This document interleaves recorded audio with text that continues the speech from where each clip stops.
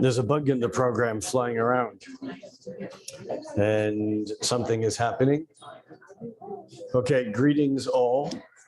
I'll wait and do the greetings again as soon as we are live streaming.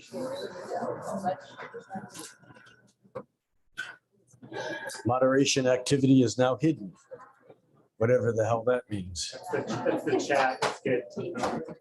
Okay, you're gone. You're good. I see you. You do? We're ready. All right. Got it.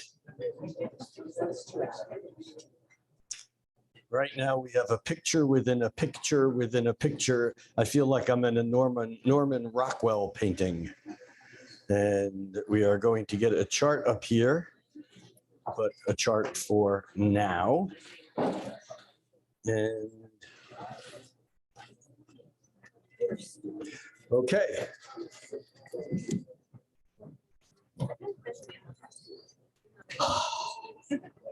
How many of you were here last month? And my instructions last month were never try to do something new technological when the sun was, the moon was conjuncting Uranus, which is the planet of technology. And there was a square, I don't even remember what the aspect was, but we got to this point in the evening, we were 3 or 4 minutes away from 6:30, and I realized I had a wrong connector from my computer to the projector, and I had to go home and get the right, I mean, I live close by, but tonight we're good. So greetings everyone here at SoulFood Coffeehouse in scenic Redmond, Washington, the bicycle capital of the world, they tell me. And greetings to all of you out there in cyberspace, wherever the hell that is. You know, it used to be we could just say we're all here, but we're all somewhere. Anyhow, we have in front of us a discussion about where we are astrologically and kind of looking at the big picture of things. And I know there are people here who are professionals, astrologers, or near professionals, and students, and people who barely know their sign, and that's okay. I will try to be gentle and not get lost in techno jargon. For those of you who some words may just slide over, it's okay. Don't worry about it. You'll get the gist. You'll get the idea of where we are and what we're talking about. Before I jump in, I just would like to thank my patrons, patreon.com/Rick Levine, because they're the people that kind of fund this and make this all possible for me to put my time and for me to grab Nicholas Polomenakis. Thank you, Nicholas, for being my roadie and keeping this all together and straight. I appreciate it. And if you want more information on that and how to participate, you can go to Patreon, that's patreon.com/Rick Levine, and find out more about that. That's the end of the Department of Crass Materialism and Commercialism. And we shall jump into what may be the busiest astrological month that I've ever looked forward to. And actually, as I say that, I would compare this astrologically on some level, but I'm going to explain how it's so different to January of 2020. And January of 2020, on January 12th, there was a rare conjunction of Saturn and Pluto, which technically happens 3 times a century, but only happens in Saturn's home sign. Well, the last time it happened was within a few weeks of Martin Luther, not Martin Luther King, but Martin Luther nailing the 95 Theses on the wall of the church in Württemberg, Germany, kicking off the Protestant Reformation. That was a big one. And that was about 400 years ago or so, 400 or 500 years ago, 500 years ago. Anyhow, what happened that month really set the stage for the craziness over the next year and a half or two. That was on the exact day, within 24 hours, Are we good? The exact day of that Saturn-Pluto conjunction, that was the day that the genome was announced for the COVID virus, and the first quote unquote mortality that was attributed to it. And it kicked off, as far as what I'm concerned, or how I'm concerned, how I rephrase this, is that it was actually a pandemic of fear, and COVID was the primary symptom. So it was an interesting period of time, and March of 2023 is as big, but it's very, very different.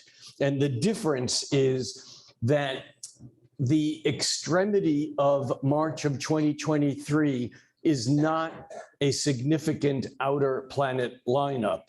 Instead, it's a wave of slow-moving outer planets, and I'll describe what I mean by that in a few minutes, but it's a wave of outer planets changing signs. And one of the basic concepts of astrology is that we map the planets in signs of the zodiac, which are not the real constellations up there. They're based upon the seasons. And Aries, as the first sign of the zodiac, is set every year at the vernal equinox in the northern hemisphere. That marks the beginning of the astrological year. And we map the movement of the planets as they travel around what looks like the celestial highway or the zodiac, and we refer to them by the various 30-degree divisions of signs. When each sign has its own archetype, its own mythology, its own conceptual framework, many of you know, even those of you who are not deep into astrology, know at least something about one sign, your sign, and yet every sign, one could write an entire book or more on any one sign. That's how deep and wide and varied the expression is. But knowing someone's sign is really just like knowing what nation they come from. You know, someone who was born and raised in Turkey versus someone who was born and raised in Los Angeles versus someone who was born and raised in Buenos Aires. We could say generalizations about those people based upon the cultures that they came from, but we really couldn't say anything about them individually. And by the same token, we can speak to the generalities of signs, and they do have importance and meaning, but we have to be careful about jumping to conclusions and applying that to a specific person, because there we can run into trouble. So one of the basic concepts of astrology is that the slower moving the planet, the more weight it carries as it moves through your chart, as it moves through the sky. The moon, which is the fastest thing up there, it's not that it doesn't carry any weight, but it moves around so quickly, once a month, that we're familiar with it. I mean, most of us have experienced 100 or even 200 or 300 cycles of the moon, because it cycles around 13 times a year. So by the time you're 10 years old, you've experienced 130 moon cycles. And if you happen to be of the feminine gender, then your experience of moons and moon sign changes is very, very powerful, because it relates to a physical bodily rhythm. So the thing about astrology is that when we look for big changes out there in the culture and society, we want to look at the slower moving planets, and the slowest moving of what we astrologers call the planets. And I know our language here differs from the astronomers, and the technical in astrology, technically, anything that moves up there is considered a planet, including the sun and the moon. It looks like they move. We know that the earth is moving around the sun, but if we stand here on earth, it looks like the sun is moving around with everything else. The word planet comes from a Greek word, planeta, which means wanderer. And so from an astrological point of view, we refer to Pluto and even the sun and moon as planets. It's not out of ignorance, it's out of a definition based upon a historical definition. Anyhow, the slowest moving of the quote unquote normal planets is Pluto. And Pluto takes about 250 years to go around the zodiac once, which means that Pluto can spend up to 30 years in a sign or even more. But Pluto's orbit is so elliptical that it moves very fast when it gets, relatively fast when it gets closer to the sun. And we're coming out of the period of time where Pluto was whizzing through signs in 12 years. And the last sign that Pluto was in and is still in today is the sign of Capricorn. And Pluto's job, astrologically, is to deconstruct reality and reconstruct it. We think of it as the planet of death and rebirth, but this is not about physical death and rebirth. This is about the ancient concept of hell, pre-Judeo-Christian tradition that has put a very negative slant on hell. If you go to, let's say, some of the Tibetan mythologies, hell includes heaven. In other words, basically, hell is everything that's not here and not now. Psychologically, from the Jungian perspective, hell is everything that's unconscious. The hell realms are everything that's not on the surface. And in the ancient tradition, it also meant immense wealth. Why? Because those people who were immensely wealthy owned diamond mines or copper mines or tin mines or gold mines or silver mines. And that all came from where? Under the ground. And hell, therefore, is that which is often thought as buried under. The reason why these concepts are important is that when Pluto moves through the sky, it basically kills those things that are the most important, most revered, and then they have to be reconstructed. This is like Nietzsche's nihilism. That which is at the top of the mountain basically loses its importance and goes to the bottom and then is rebuilt. So as Pluto moved through Capricorn over the past dozen years or so, Capricorn being the sign related to structure, related to laws, related to government, related to banking, related to roads and bridges, and those things which are ultimately have a basic foundational structure. The Constitution of the United States of America is a Capricornian thing because it is a basic structure. And Pluto, as it moved through Capricorn for the past decade or so, basically has just blasted the crap out of all of these things so that that which was holy and important and the top of the mountain basically was deconstructed. And it's not quite done yet because all planets, all real planets, meaning not the sun and the moon, because the Earth is moving around inside the, inside their orbits. What happens is that all the real planets move like this. They go forward and then they look like they go backwards, and they go forward and they look like they go backwards, and they go forward, and that looking like they go backwards is called retrograde. Even if you don't do astrology, I'm sure you've heard about Mercury retrogrades. Don't sign anything, that's all baloney, but it does increase the intensity around communication, Mercury communication. So because slow-moving Pluto moves direct and retrograde so slowly, it goes over the same area of the sky 3 or even 5 times. So what's happening in March, actually on March 27th, I think, I don't have my dates in front of me, but I suppose I could, March 23rd, March 23rd. March 23rd, Pluto, for the first time in about 250 years, moves into the sign of Aquarius. Last time Pluto was in Aquarius was around the founding of this country. So this country, right now, the United States of America, is experiencing what we astrologers would call a Pluto return. Some of you have probably heard of the concept of a Saturn return. Well, Saturn was, to the ancients, the slowest moving planet up there. Nothing to the ancients moved slower than Saturn. And so at around 29 or 30, 29 and a half, 30 years of age, Saturn returned to where it was when you were born and you became a grown-up. Even today, there's the under 30, over 30 thing. The generational thing of Saturn is very significant.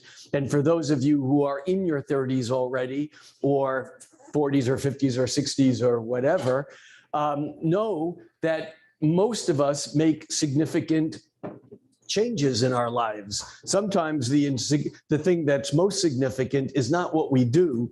Sometimes it's what we don't do. But often that is a very seminal point of change in our lives around from, let's say, 28, 29, 30. Very, very important. So when we experience a Pluto return, that would even be more important, but we only experience that once every 248 years. So we don't get to experience it, but the United States is experiencing that now, which is part of this whole thing. I don't even know what to call it, that we're going through, where 10 years ago, no one would have imagined what would be happening now. And on one level, it's very frightening because total upheaval is very frightening. And on the other hand, it might even be exciting because total upheaval sometimes gives us the ability to move things in the right direction. And it was that sort of total upheaval at the time of the American Revolution, which, remember, was a conspiracy. The word conspiracy just means to breathe together. Con, like a conjunction, is coming together. Spire comes from like to aspire to spirit. The word spirit comes from that, which is about breath. And so a conspiracy basically is people breathing as one. But the point is, and then right around that same time was the French Revolution. Revolutions happen, and I should mention the Aries president, second president of the United States, Thomas Jefferson, said that, you know, a good revolution should happen periodically to make sure that governments stay attentive to the needs of the people. And yet we become very complacent in what we have because we have something that, at least compared to many countries in the world, seems to work pretty well to a point. But this is part of what's going on now. And what's happening in March is that Pluto is leaving the sign of Aquarius, but it's leaving the sign of Capricorn, moving into Aquarius, but it's not quite done yet because it'll move from Earth's point of view into Aquarius on March 23rd, and then it backs. It turns retrograde, and by June, it backs into Capricorn, where it spends the rest of the year still finishing up its destruction of what it hasn't destroyed already when it comes to our ideals of authority and responsibility and laws and government and all those kinds of things. And then Pluto will move back into Aquarius in 2024 at the beginning of the year. And then about 3/4 of the way through the year, it touches back into Capricorn again. And then at the end of 2024, it moves into Aquarius and stays there for 20 years. Now, Aquarius is also, like Capricorn, about structure. But Aquarius is about the structure of the common conceptual ideal of reality. Aquarius is community. Aquarius is about the future. Wherever we are in time, Aquarius is always about what's coming next. And so one would argue, I guess is it an argument if no one's saying anything back to you? One would suggest that Pluto's move into Aquarius is going to be a blast into the future. Now, we are already feeling that for a number of reasons, both technologically and astrologically. And I don't want to go back through some of those. I want to kind of stay here in the present moment. But when Pluto moves forward into Aquarius, we're going to experience a jolt of the future arriving. And I in my monthly talk on YouTube, how many people are here because of the YouTube, the monthly YouTube thing where you've seen it? And how did you other people find your way here? Astrology. Someone else, Astrology Hub. Okay. Coffee shop. All right. Got it. on the March astrology forecast, which is on my YouTube channel every month, a forecast for the month ahead, I mentioned that William Gibson, the science fiction writer who kind of created the genre of cyberpunk, which he called high-tech low-life. And William Gibson, who coined the word cyberspace before there was an internet, William Gibson wrote, "The future is already here. It's just unevenly distributed." Well, when Pluto hits Aquarius, that distribution is going to become more networked, more smoothed out, more universal. And it's going to grab all of us and move us more into the future. How is it going to do that? Well, technologically, the considerations are very significant, and we're already on the precipice of seeing something that's going to be a more potent and powerful social change than the creation of the internet or the World Wide Web, and that is AI. And in the past month or so, we've seen inklings of this, but no matter what you think you know, you have no idea, and I want to say neither do I, of how this is going to impact us, but it's going to be way bigger than anyone can understand. And this is going to be one piece of that Pluto into Aquarius. But Pluto in Aquarius is also, remember, it's about deconstruction, reconstruction. And in some ways, I believe that Pluto in Aquarius is actually going to deconstruct our conception of what we believe humanity is.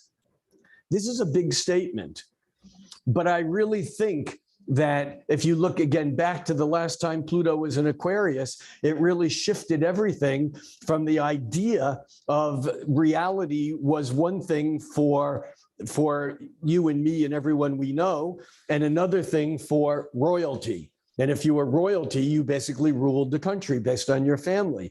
And that, with the French Revolution and the American Revolution, actually changed in a very big way the larger picture.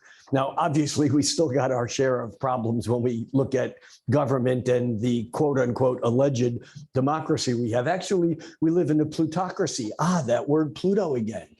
Pluto is about the massively wealthy. And a plutocracy is a government by the massively wealthy. Well, when we see Pluto go into Aquarius, we might see some redistribution of wealth, and it might not be as easy and as smooth as we would like it to be. Revolutions never are, you know? But the other thing is that as Pluto moves into Aquarius, and it'll take time for it to begin to really resound, but I think we'll get inklings of it. We're already getting inklings of it. We're so close. But I think that one of the things that we will see is huge movement when it comes to what some people call disclosure. We're seeing more of it already in the news in these past weeks and even months. Of kind of a new posture that the government and the military are taking in relationship to what used to be called UFOs, unidentified flying objects, and now they're called UAPs, unidentified anomalous phenomena. And the stories are quite chilling that are coming out. If you follow this, and I'm not suggesting that you need to, but I am suggesting that this is going to be a lot more in our face than any of us right now have any clue about.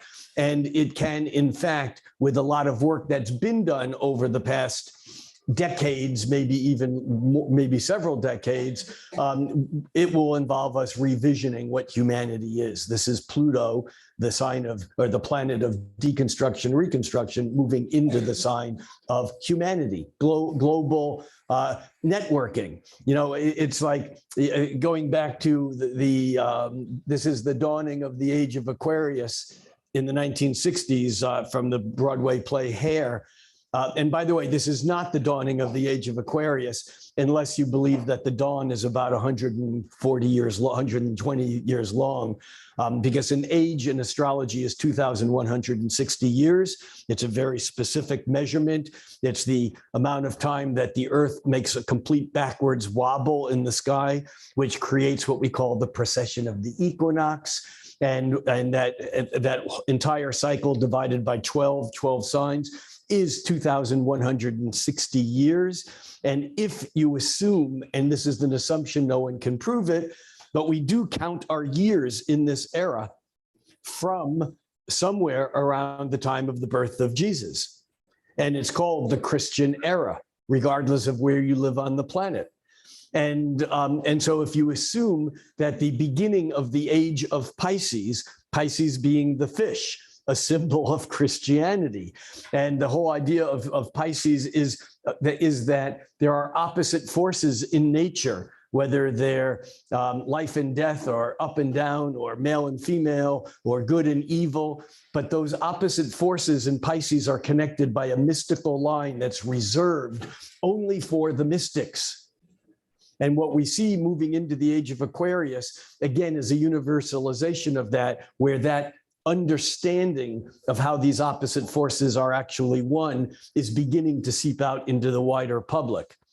However, if you assume that the beginning of the age of Pisces was give or take 5 years, 20 years, even 30 or 40 years around the birth or death of Jesus as the beginning of this age of Pisces, then we're still a good 100 years away from the age of Aquarius. Pluto moving into Aquarius is not about the age of Aquarius, although it may tickle some things that literally 100 years down the road that may actually become more important than they are at this point in time. That's one major change in March. We'll come back to that in a moment. The second major change in Mars in March. The reason why Mars and March sound so much alike is that later in March, every year, the sun changes signs from Pisces to Aries, and Aries is the planet of Mars. And that's where March gets its name from. The planet, the months used to begin on the 21st of every month, rather than what we now call the 21st of the month. That was just something that the Romans did when they changed the calendar. The other important thing about the month of March, not Mars, is that Saturn, which takes 30 years to go around the zodiac once, which spends about 2.5, 3 years in each sign, has been in the sign of Aquarius for the last 2.5 years.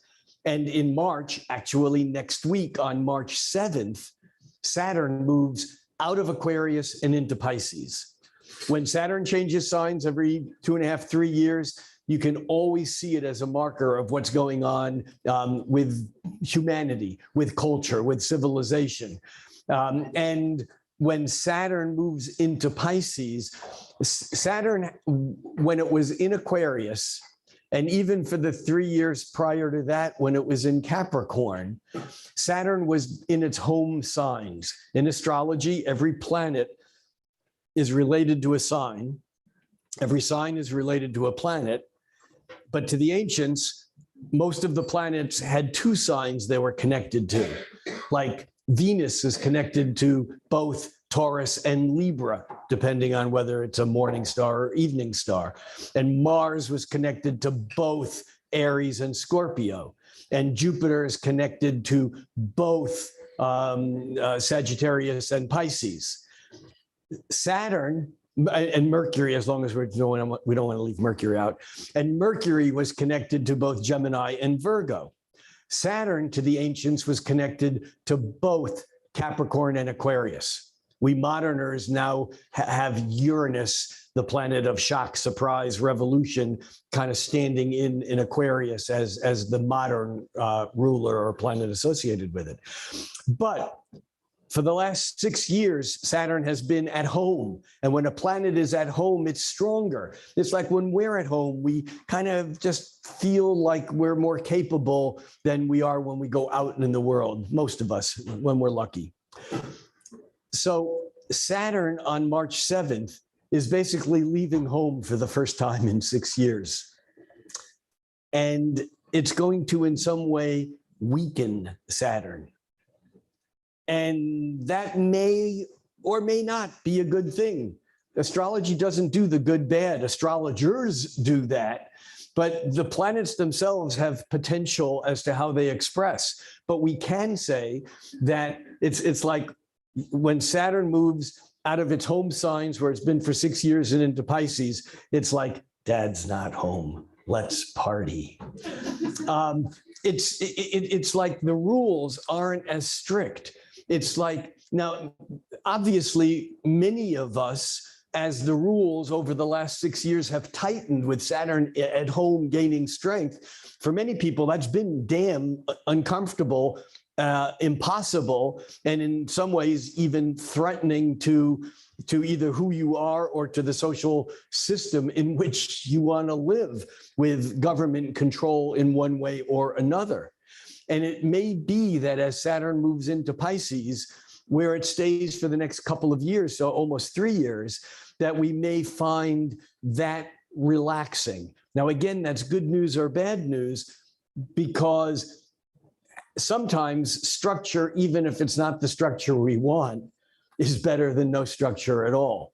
At least we know what the rules are, and we know when we're breaking them, and we know how to break them, and we know how to get away with it if we know enough about who's enforcing the rules and what to do. But if that becomes fuzzy, that becomes a little tricky. So Saturn in Pisces, I think, is a lot more about compassion and belief. And I think that we'll see some moving away from that hard edge of Saturn in Aquarius. But at the same time, we have Pluto sliding into Aquarius on a very different level, holding a very deeper note. So those are two of the very big things happening in March. The third thing is that we're still on planets changing signs. And for one planet, one slow-moving planet changing signs like Saturn or Pluto, that in itself is huge from an astrological perspective of what makes a time period unique. But when two happen at the same time or within the same month, that's crazy powerful. But then we add to the fact that Mars, which normally changes signs every couple of months, Mars it takes about it takes a little bit more than a year and a half, a little bit more like about a year and 2/3 to go around the sun once. You can almost think of it as 2 Earth cycles. That's roughly close enough. So Mars changes signs 1/12 of that period of time, which is about every other month, except when Earth and Mars are on the same side of the sun, because then Mars turns retrograde because they travel together. It looks like Mars is going backwards. It's not really. And Mars moved into the sign of Gemini last August. August, September, October, November, December, January, February, March. Mars has been in the same sign for 7 months. And now that it's turned direct, it turned direct a couple of months ago, but is moving back through the area that it already went backwards and then, well, it went forward and then backward and now going forward. And by the end of the month, Mars is moving into new territory and it leaves Gemini and moves into Cancer. Normally, that would be no big deal. It would be like an every other month thing. But we've settled into this feeling that Mars lives in this sign, and again, it's going to change. And what is Mars in Gemini, where it's been for months? Well, Gemini is about curiosity. Gemini is about information collection. Gemini doesn't care if information is useful. That's Virgo. Gemini doesn't even care if information is true. I like to call Gemini the information sluts of the zodiac. Just give me more information. I don't care what it is, just give it to me because I want to connect it to everything else I know. Here's the deal. We've been living for better than a half a year with Mars in Gemini, and it's been a bit distracting. It's been a bit all over the map. whether it's our own personal lives or relationships or work, or whether we look at government or government policy or international stuff. I mean, there's just been a bit of scattering of energy and an inability to kind of follow through. When Mars moves out of Gemini into Cancer, Cancer is a whole different feeling, and feeling is a good word because Cancer is the sign related to the moon. It's the sign of pulling energy in. It's the sign of feeling. It's emotional. Cancer is about feeling the need to protect our emotions by creating a hard shell or boundaries. Remember, Cancer is just Latin for crab, and a crab doesn't have a backbone. A backbone is structure. That comes from Capricorn, that structure. But a crab is the opposite sign to Capricorn, the mountain goat. And a crab doesn't have a backbone. And so it has an exoskeleton to protect its mush. And when Mars is in Cancer, we may all feel a little softer and mushier. And yet what that does is that encourages us to create an outer boundary of protection, because we might be more frightened, like a crab is in the ocean, of being washed away by these very strong tides. That's why crabs feel like their shell isn't enough. They find a shell of a larger creature and they crawl into that for protection. And they're still worried, so they drag that whole thing and wedge it under a rock or into a cave. And that way, when the tide shifts back and forth, that they feel safe. And so when Mars moves into Cancer, it could create some protectionism. Now, this isn't as severe as Saturn or Pluto's changing signs, because Mars will only be in Cancer for a couple of months, now that it's moving forward again. But the change might be very abrupt, and the reaction often can be very strong, because with Mars in Cancer, it's going to be easy to express our anger incorrectly or to hold our anger. Matter of fact, what's that called? A passive aggression. You know, are you angry at me? No. Well, you seem like you're angry. I'm not angry. Passive aggression. I'm not going to get angry. I'm going to get even.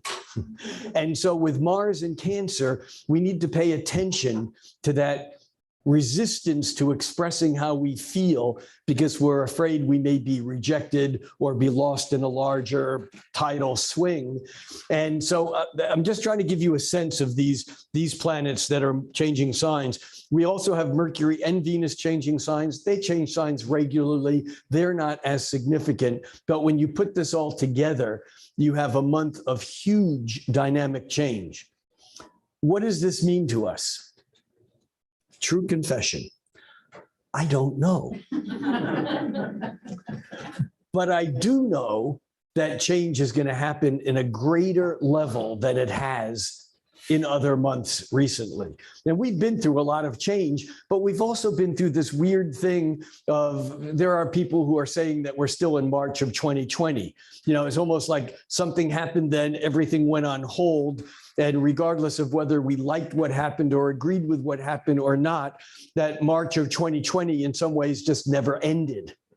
Well, in some ways, in the last few months, and I've been talking about this in my monthlies since the November election, around that period of time when Mars turned retrograde, that it was like we were beginning to move forward, but not fast enough to make us feel okay with it. You know, there were inklings of change, but there was too much that was still tying us to the past. Now, that's not going to just go away overnight, but I am going to say this, and someone next month is going to either make me eat my words, or I'm going to go, ha ha. And what that is that when we get together on April 7th, a month from now, it's going to be a different world. I don't know exactly what that means, but there are going to be things that have changed drastically and dramatically that are going to be clues for us that we are moving. We might not know where we are moving, but we'll be moving. That we won't be entering new territory like we have for the last several months. We'll be in new territory.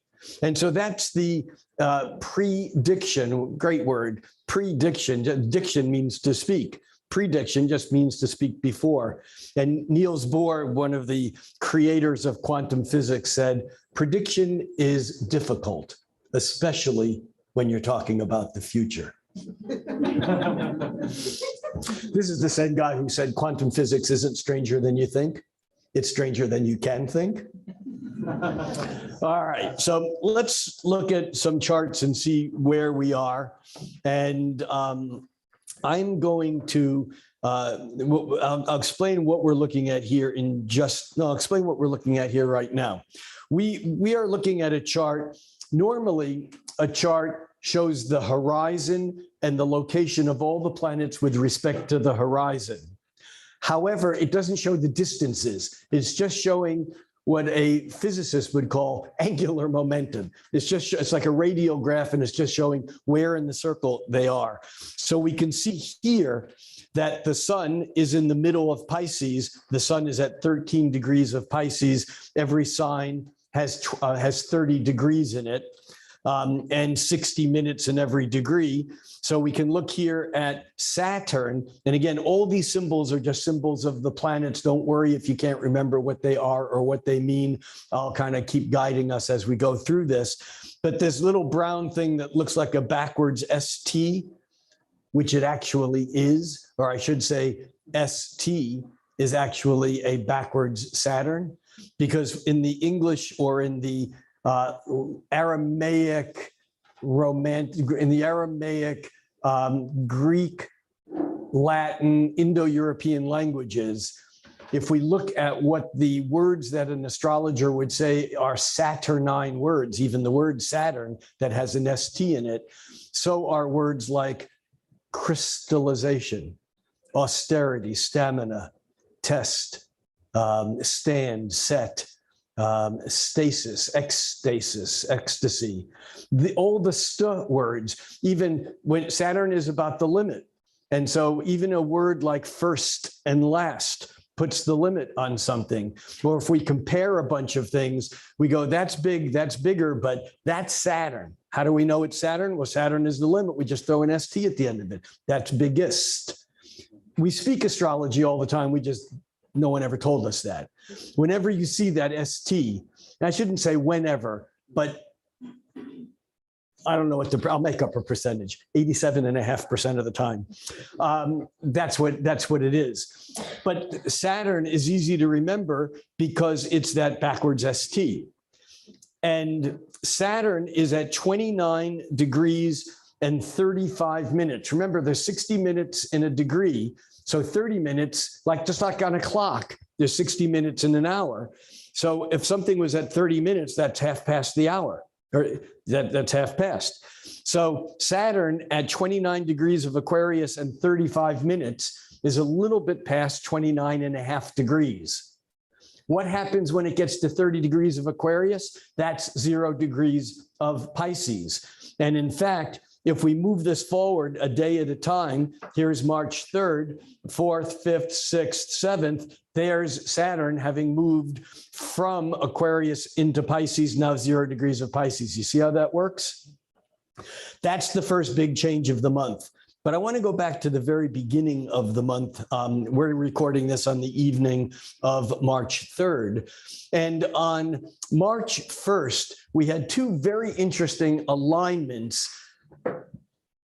Neither of them long-term significant like some of the other things I've talked about, but they were very opposite. And what happened on March 1st is that Mercury, moving faster than Saturn, caught up with Saturn. So there was a Mercury-Saturn conjunction. What does that mean? Well, Mercury is the planet of communication. Saturn is the planet of restriction, boundaries, tests, things that don't work out. I remember when I used to lecture here monthly with my now deceased or graduated partner, Jeff Jower. God, it's been 6 years. I can't believe it. That Jeff used to say, whenever Saturn came up, he always used to grab the mic and go, Saturn's the planet that says no, but means yes. And I always used to take the mic back from him. He goes, that's true, but he doesn't mean on a date.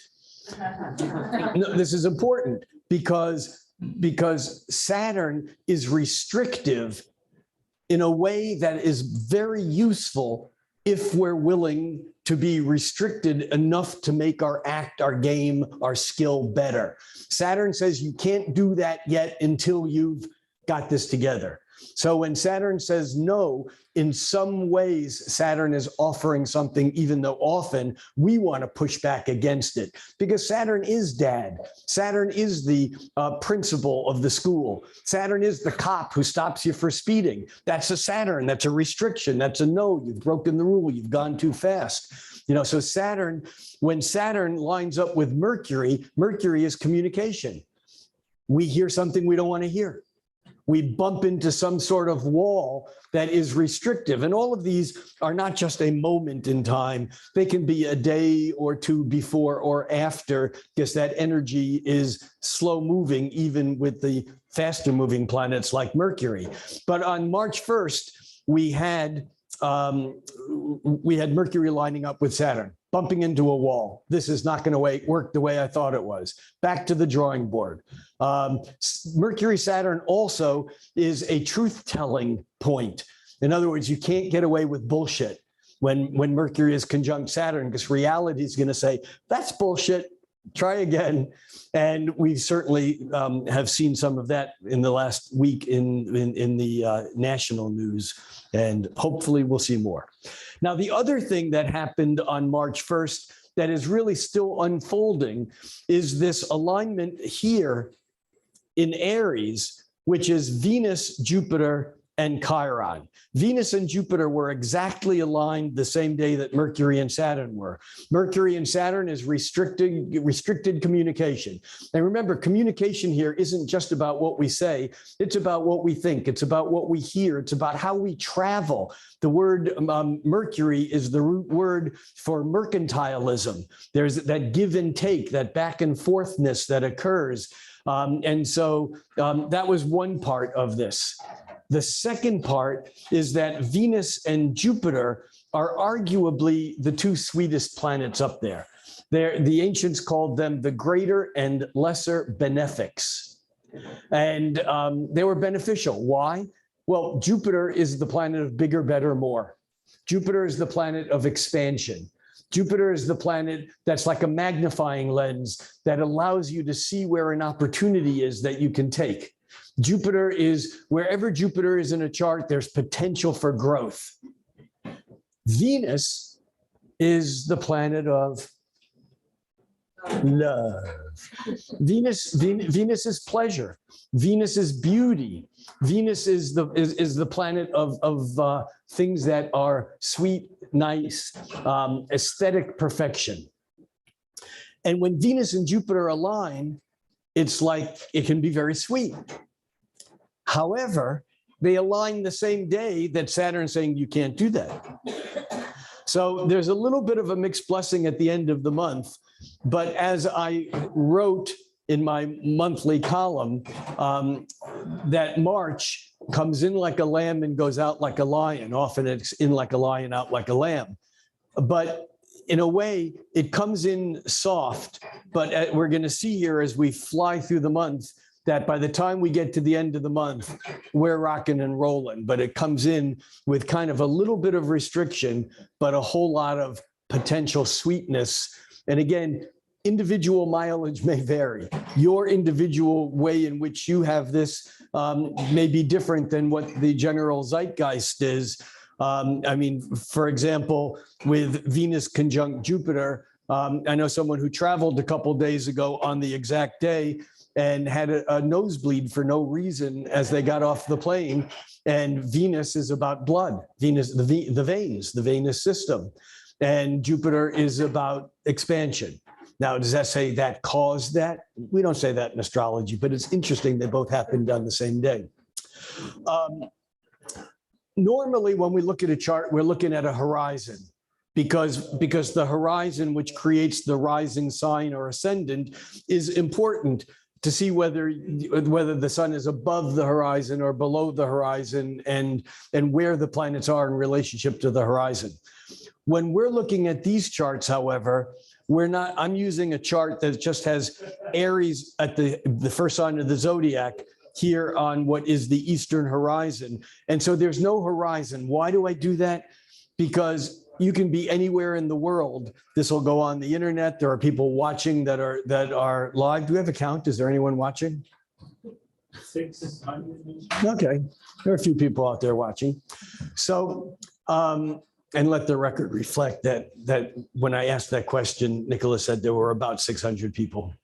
Regardless, the thing is that if you're right now in Hawaii, the sun has not set yet. If you're in Europe, it's 8 hours ahead of now, which I can't do my math that fast. 7, 8, 9, 10, 11, 12, 1, 2, 3. It's 3 in the morning. So the horizon is going to be different. If you're in Australia, the sun is already up tomorrow. So that's why we use a chart that has no horizon in it. But what we can see is that there's this cluster of planets here in Aries. And I know that Venus moves faster than Jupiter and Jupiter moves faster than Chiron. We already talked about the exact Venus-Jupiter alignment. Venus, the nice, the sweet, certainly again related to the venous system in the blood system, and Jupiter expansive.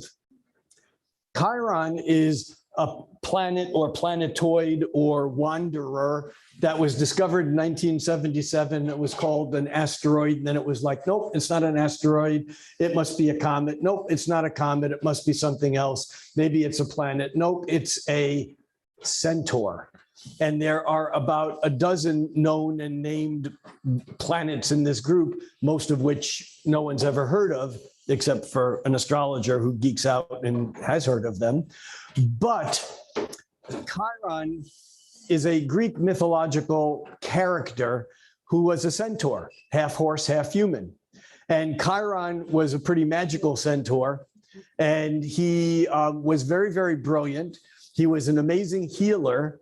And Chiron took a wound. Actually, in the story, he took a wound to the thigh, which is a metaphor for a wound of feeling or a sexual wound of some sort. And the gods took mercy on Chiron because he was such an amazing teacher. Matter of fact, Chiron was the original mentor. Chiron taught Asclepius, taught Hercules. They were his students. But the gods took mercy on Chiron and granted him immortality. Cool. But they didn't cure his incurable critical illness. And Chiron represents that part of each and every human that makes us human. It's the part that no amount of therapy, yoga, homeopathy, sex, drugs, or rock and roll will make go away. It just makes it that we can deal with it or manage it. But like I remember Ram Dass once saying when he was probably in his early 60s, he said, there's not one neurosis that I had when I was in my early 20s that after years, of therapy and psychedelic work and yoga and meditation, there's not one neurosis that I had then that I don't have now. But then they crippled me for months at a time. And now they're like nebbishes. They're like old friends who just stop in for an evening. And I go, hey, I remember you, come on in. Let's have a cup of coffee or let's get weird or whatever it may be.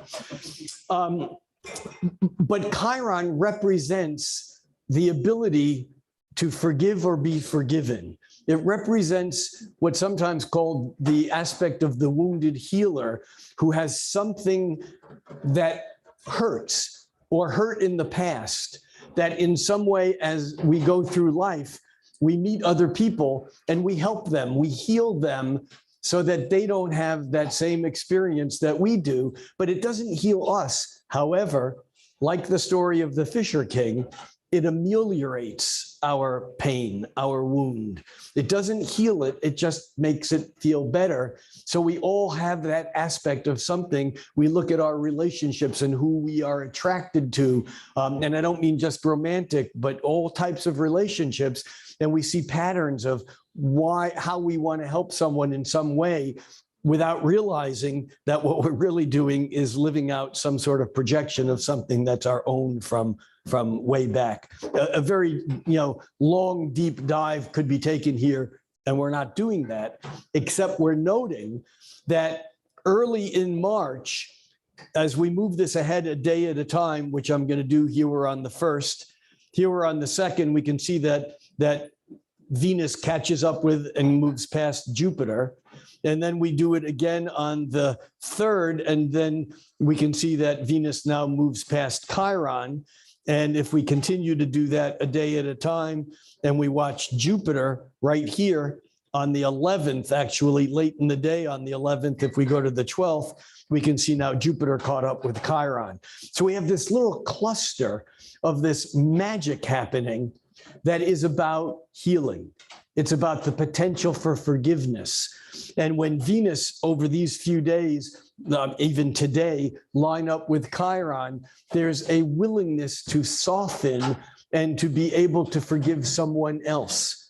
Or we may feel even the ability to forgive ourselves for something, because we've all fucked up in one way or another, one time or another. But interestingly, from now up and through, let's say March 11th, 12th, 13th, when Jupiter reaches Chiron, remember Jupiter's expansion. When Jupiter lines up with Chiron, what it does is it creates an energy of feeling like we found the ultimate cure. Because remember, Jupiter makes everything look better. It's the rosy colored magnifying lens that goes, wow. And so when Jupiter lines up with Chiron, we may, through the next week or so, we may actually feel like we've discovered something that's going to fix whatever our problem has been. Or someone we know may make some sort of breakthrough and go, I got it. Or someone may come to us and say, you know, that thing you've been dealing with forever, you should try this. Because when Jupiter lines up with Chiron, it's in some ways the perpetual rainbow chaser, if you have it in your natal chart. The cure for everything is always around the next bend. It's always at the end of the next rainbow. And this is not a negative thing, but it's something that can set us up again and again for disappointment, because oftentimes when we create some illusion of something that's beautiful, oftentimes the reality, even if it's good, is not as good as what it was in our mind. And therefore we deal with what we call disillusionment, which people think is awful, but it's better to be disillusioned than to be illusioned. That's all I got to say there. All right. So let's come back to this month and come back to, we've skipped over one thing that's important that I want to stop at, and that is on the morning of March 7th, actually in Seattle time at 4:40 a.m. 4:40 a.m. At 4:40 a.m. No, something is, we went back a day. There we go.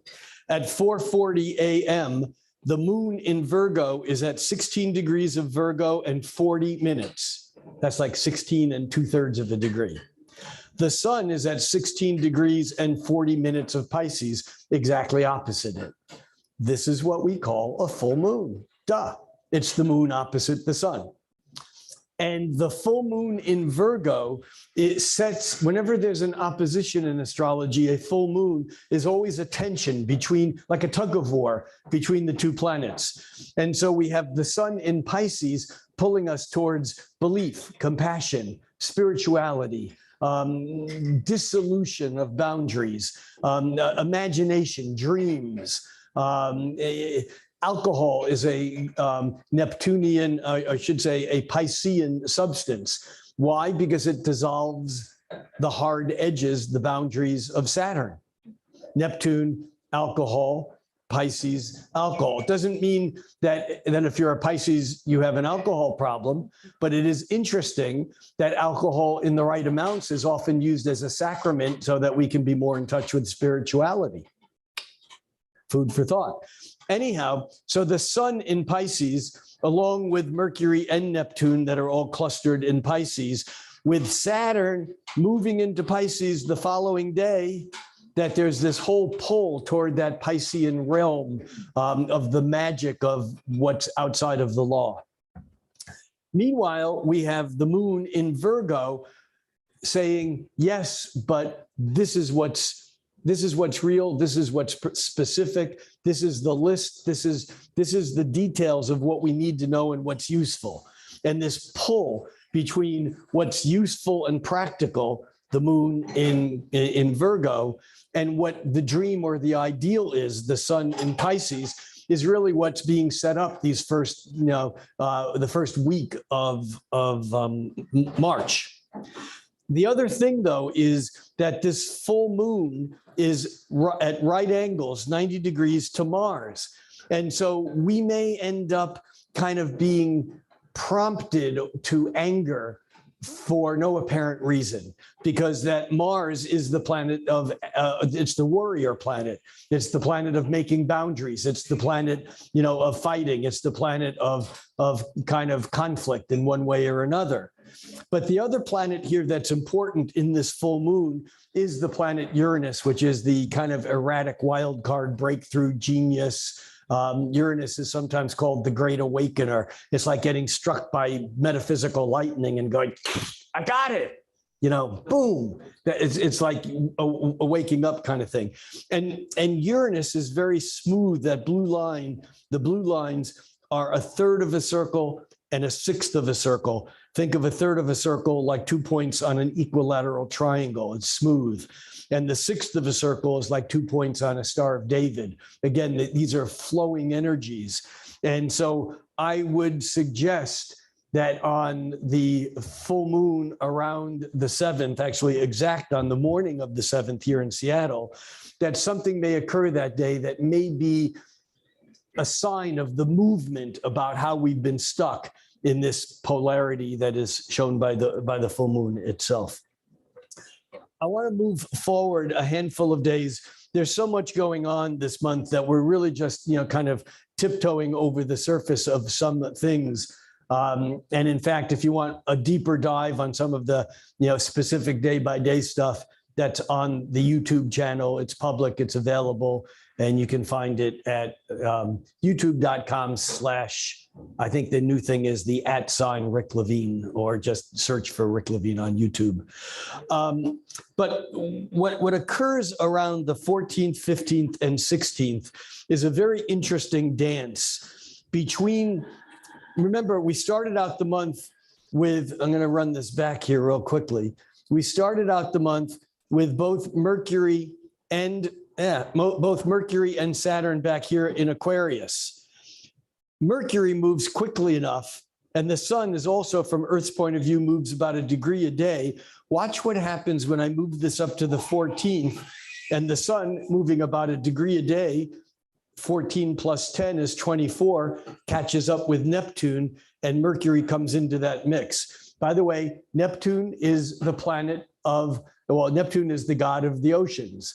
But I think many moderners believe that Neptune would have been a goddess or a feminine deity had not the Greeks been such a patriarchal, world where there were not very many, goddesses of power. Because the ocean basically is like the mother. Everything comes from the ocean, and everything basically eventually dissolves back into the ocean. But what happens is that as we move this forward, these 2 weeks, and we watch that sun getting closer and closer to Neptune, and Mercury coming into it, starting around the 14th, 15th, 16th, 17th, we see this kind of condensation of the sun and Neptune, and then Mercury, the sun, and Neptune, and they're all making a 90-degree angle. That's that thickening red line to Mars. And now remember, Neptune as the ocean, as the great dissolver of reality, can be very confusing. In fact, when Neptune was first discovered, it was assumed that it was a terrible, evil planet because it misled people when it was about delusion. And yet delusion is often very closely aligned with illusion, which is imagination, which, as some people say, imagination builds the, Caroline Casey, an astrologer friend of mine, says, imagination lays the tracks for the reality train to follow. William Blake wrote that what is now proved was once only imagined. So we have to be careful about saying imagination or illusion. An illusion is not something untrue. It's just something that's based upon a dream. And thank you, Walt Disney, a dream is a wish your heart makes. And dreams actually motivate us to then create Saturn and structure and make those dreams real. However, toward the middle of the month, when we see the sun lining up with Neptune and then Mercury lining up with the sun and Neptune, and they're 90 degrees to Mars, this is about misplaced aggression. This is about being confused as to what you're angry at. This is about making boundaries, but maybe making boundaries in the wrong way. Now, it's not only negative. It's just that the course of least resistance pulls us towards that, just acting in a way that we think we know what's going on when we may not. But this is also perhaps the most creative few days that we'll have for a long time. Regardless of what you do or what kind of work you do, we all have ways in which we are creative. And why is this creative? Well, because that Mars in conflict with the dream and the illusions actually can inspire us to do something with it. And so it may not be a great day to make a decision in an important court case, which unfortunately may happen, but it's a great day to write a poem or sing a song or to just go dancing or to sleep the day away and dream if you can, because that's really what this middle of March is about. But the danger is to not pay attention and to overreact and to, end up having a couple of days where you're playing whack-a-mole, hitting the wrong, target. Okay, that's the middle of the month. As we move on, and that period of time is really from roughly the 11th, 12th, all the way through the 16th, 17th, those few days. By the time we get to the 18th, Mercury, which is moving really fast, Mercury the communicator, and Mercury's been moving all month through Pisces, since the beginning of the month. It actually moved into Pisces on March 2nd, yesterday. This is Friday the 3rd. Mercury in Pisces is a bit of a dilemma because Mercury is about communication through language, and Pisces is dreams. It's hard to fit the specificity that Mercury likes in the imagery of, it's like using language trying to describe a color. It's not easy, but it is often very magical and spiritual. When Mercury moves into Aries, right there, it's actually on the 18th, later, it's in the evening, but it shows here on the 19th. Mercury moving into Aries, our perceptions become clear.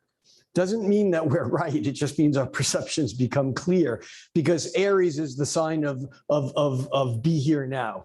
Ram Dass, who was an Aries, wrote the book Be Here Now, coined that phrase.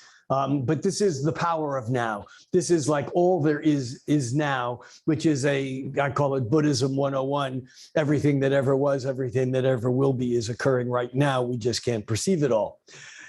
So when Mercury moves into Aries, we have the tendency to say exactly what we think as we're thinking it. It's the speak first and think later, which isn't always good. But while Mercury is in Aries for the 2 weeks until it moves, I think the beginning, I don't think until the beginning of, it doesn't move into Taurus until the beginning of May.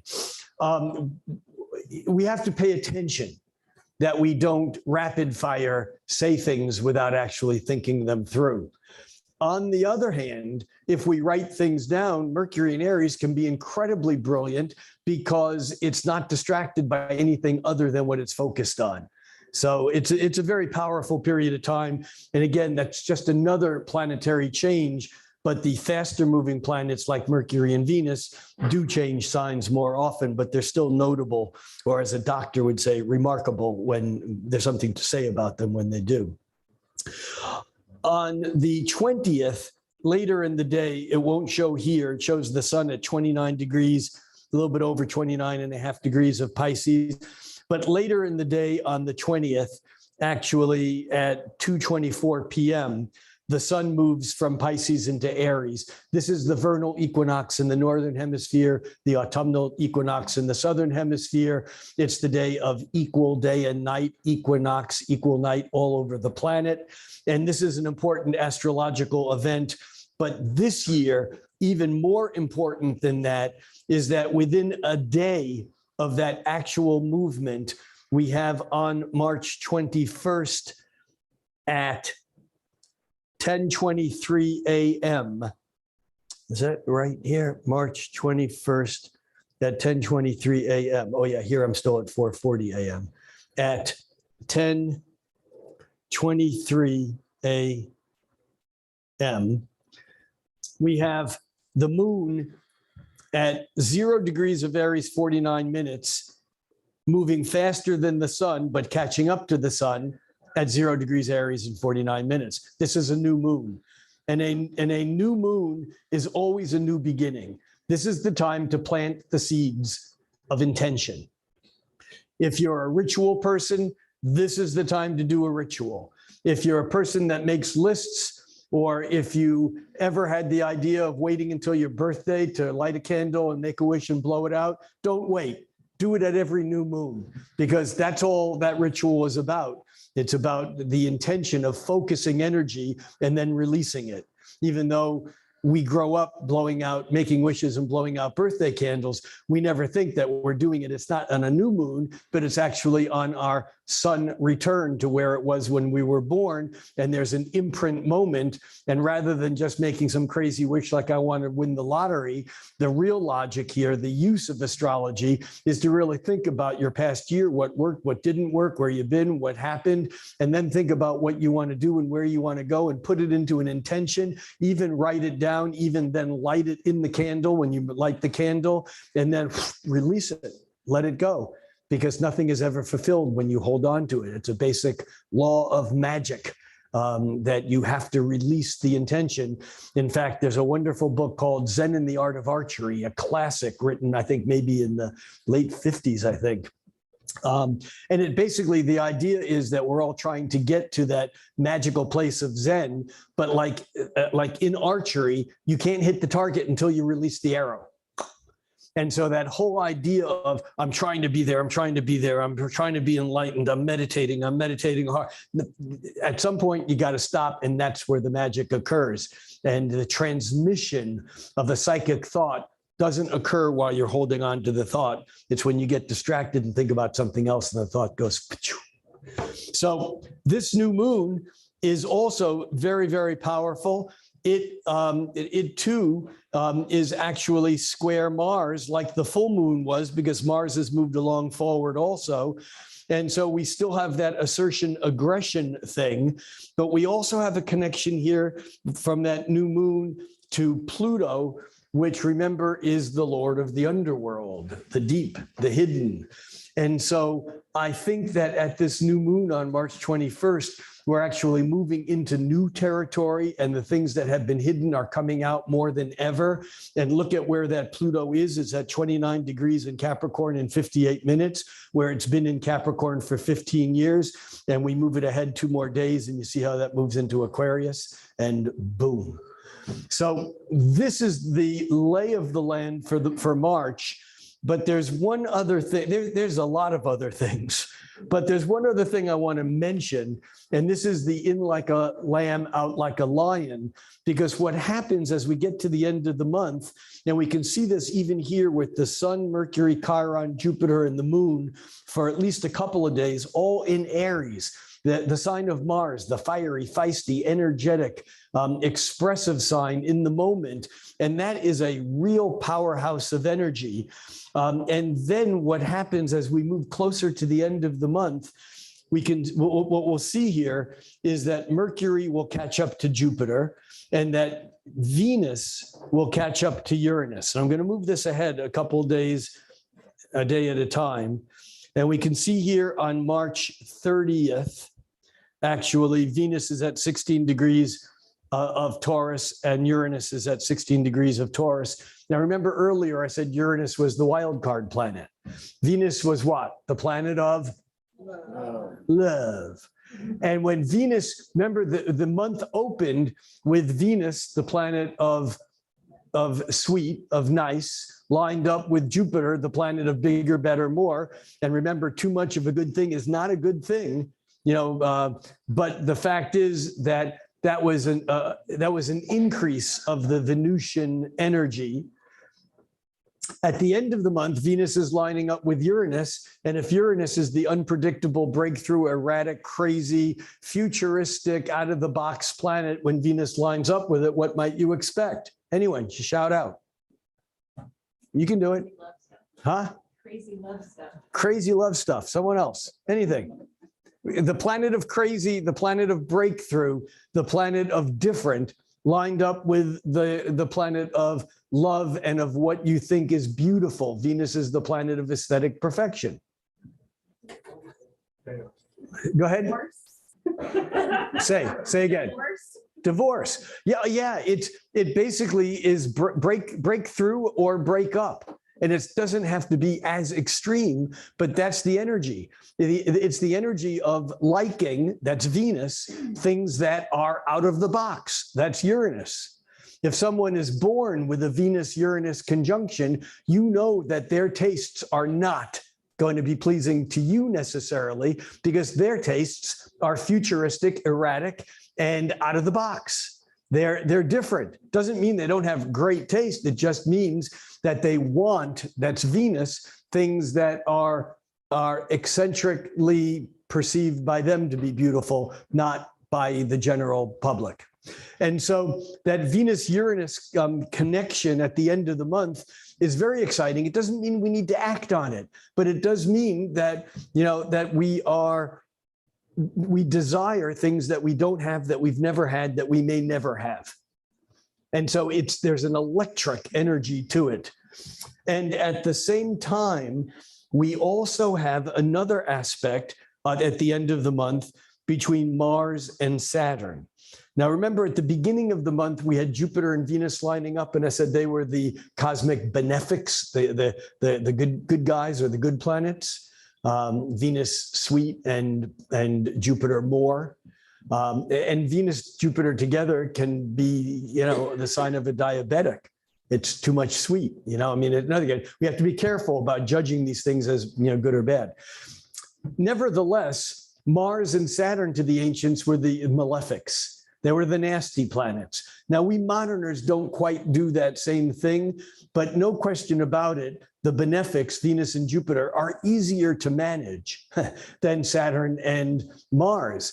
Because with Mars, we tend to punch first and ask questions later. And with Saturn, we want to restrict and hold back and say no, whether or not we need to or should.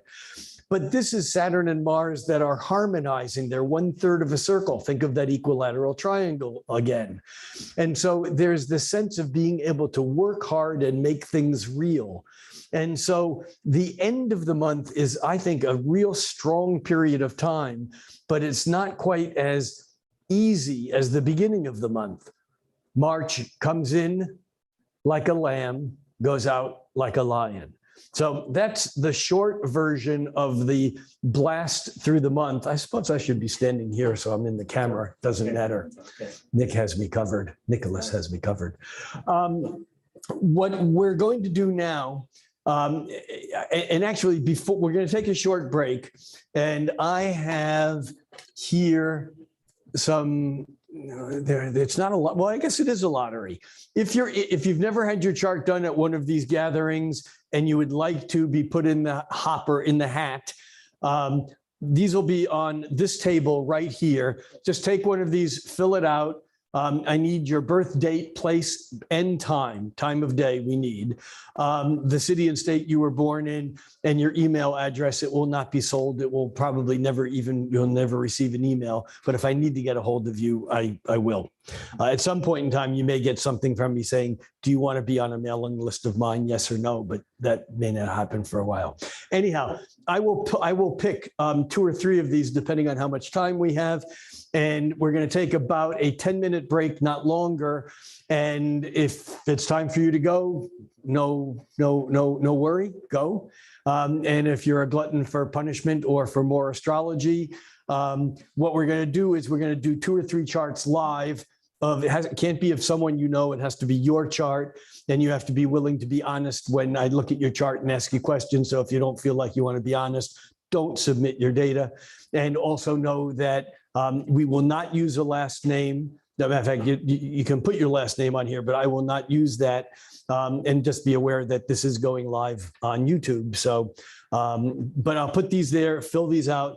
And in 10 minutes, we'll come back and I'll pick 2 or 3 of them. And I'll give you a sense of how astrology works real time. And it'll be a learning tool, whether you know astrology or not. And before we break, are there any questions? I'm sure there are, but if are there any questions that you have that, you want to just say, what about, or just not about your charts? I scare you all into submission. Thank you. All right. Before we start yeah, please. I have a question. Speak up. With the way the planets kind of move throughout the signs, how did the ancients figure out the specific meanings of the houses? No, that's easy. Alien intervention. I don't have a clue. No, and anyone who says they know doesn't. It appears to us in a codified form for the first time. I think it was about 300 AD, in that period of time. My Greek dating here is not as good as some people, and I admit that. But it was Ptolemy is the person who wrote a bunch of books, and 2 of them, one was on astronomy, one was on astrology, and that's where the original codification comes from. It likely existed before then. How long, we don't know. And quite frankly, was it some sort of alien download? Again, we're coming into Pluto in Aquarius. Don't pass that shit off too quickly. We don't know. We don't know how we got here and why we're here, even if we think we know. But the truth of the matter is that people have been watching these rhythms for thousands of years. And some of it just may be the what's the right word? The crystallization of thousands of years of observation. I mean, we know from caves at like Lascaux in France, we know that people were marking the moon phases like 26,000 years ago, before they should have been doing anything that we think moderners, would be capable of doing, so to speak. So we don't know. And like I said, no one really knows. The interesting thing is that the astrology that has popped up in different places around the globe has some consistency.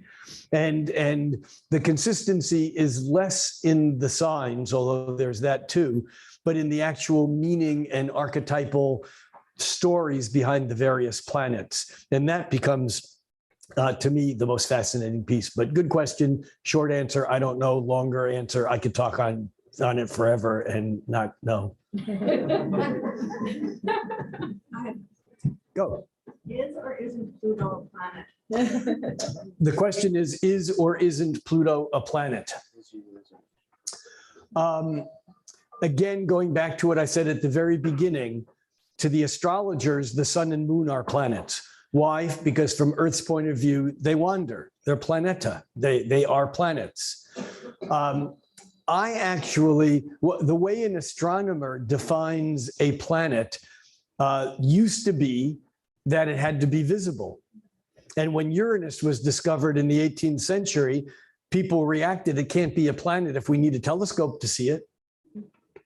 And so our definition of what planets are changes. When Ceres was first discovered in the mid-1800s, it was discovered and it was touted as a planet. For about 8 or 10 years, people, including scientists, thought Ceres was the new planet. until there were 10 other asteroids discovered. Wait a minute, are they all planets? No, they're something else. Let's call them asteroids. They're fragments of something. And so I don't care what an astronomer calls one of those things. The truth of the matter is that NASA tracks over 500,000 objects revolving around the sun. Over 500,000 objects. And when astrology doesn't answer all your questions, it's because we're only looking at 10 or 20 or 30 or 50 of the larger objects, and we're not looking at the rest of the space gravel that may actually hold the meaning of the universe. Now, back to the specific question of Pluto, I have this to say. In 1920, a man named Charles Fort, does anyone know Charles Fort, 40 in Society? Oh, you're a bunch of slackers. Charles Fort wrote a couple of books that were bestsellers on the New York Times bestseller list. One of them, the first book he wrote, was a book called The Book of the Damned. And in it was a collection of things that could never have happened, but were documented to happen. Things like frogs raining from the sky. I mean, just things that now would be in a book called Stranger Than Science, of which there are, lots of things now that, that we accept as, gee, maybe that did happen. People who have spontaneously combusted, well documented, no one I know, not me, although I worried about it for a while as a kid. The opening line of this book about things that were stranger than science, the name of the book was The Book of the Damned. And the opening line of the book was this: by the damned, I mean the excluded. Pluto is the lord of the hell realms. Pluto is Latin for Hades, which is Greek for hell. When Pluto was demoted from a planet to being excluded, he rejoiced. I'm damned. This is where I get my power. You see, when you go to therapy, the idea of therapy is to bring those things in the plutonic realm of the underworld out into the open so we can then see it and we can work on it and we can transform it. And that way it doesn't hold power over us that it did when it was damned. That Pluto has been excluded is we've just damned Pluto again. We said, you can't play with the rest of us. You have to be out there. And Pluto's going, cool. I didn't like being part of the group. Anyhow, my thoughts on it. All right, let's take a 10-minute break. The time is 8 o'clock. And we'll come back and we'll whiz through a few charts for those of you who want to stay. I'll put these things right here on this table. Just fill it out if you want to be considered. By the way, before we break, let me have your attention. Just another second. I do these evenings here at Soul Food for free. It's a community service, but Soul Food stays here by your patronage. So get that extra cup of coffee. If there's a gift that you'd buy at some department store down the block, spend your money here, get something for someone that has an upcoming birthday. Do what you can to support Soul Food. They're great at doing this kind of event for the community. Thank you. And for those of you who are on YouTube, we're going to go into a 10-minute quiet period, and feel free to retune in for some charts in about 10 minutes. And that's it. Thank you all for being here.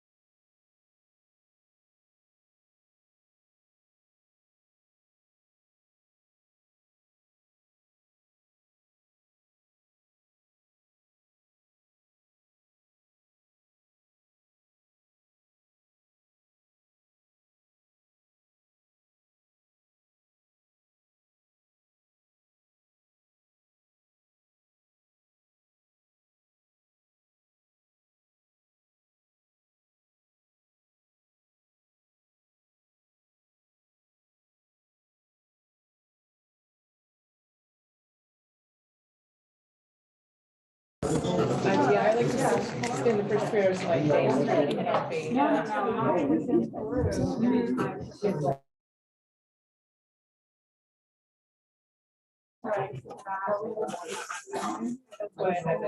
like to just veg. Yeah, get up to it. Yeah, it's your day to do things. All right, this is a test. Are we doing okay? We good? All right. Okay, welcome back to the heartily souled. Welcome back. All right. Okay, thank you. So here we go. We're going to pick who the 2 or 3 people are. We're going to pick 2 and then we're going to pick 1 more and hopefully get to all 3. Don't take the ones from the top. Don't pick mine. No. I hate when I have to do my chart. Don't tell me who it is either. Whoops. There's 1. This is Abby. I think I've known Abby longer than anyone else here.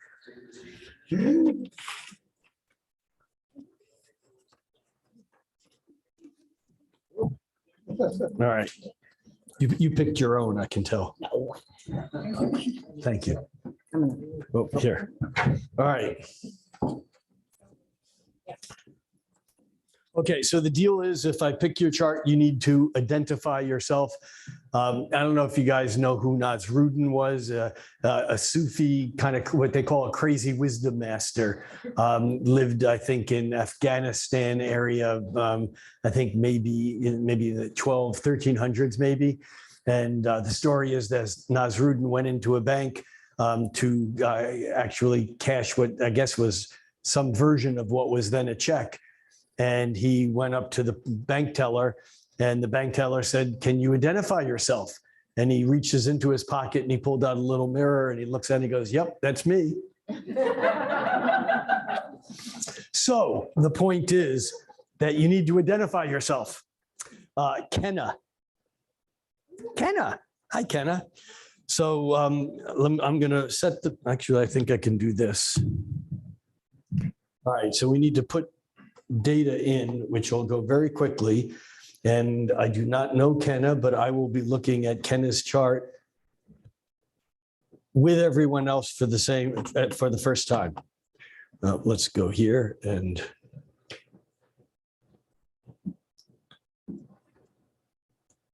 well, we don't have 2 Ks. KENNA and SF for me means soul food. And that is going to be January 20, 1958. And that is at 4:52 p.m. 4:52 p.m. And that is in Mile High City, Denver, Co.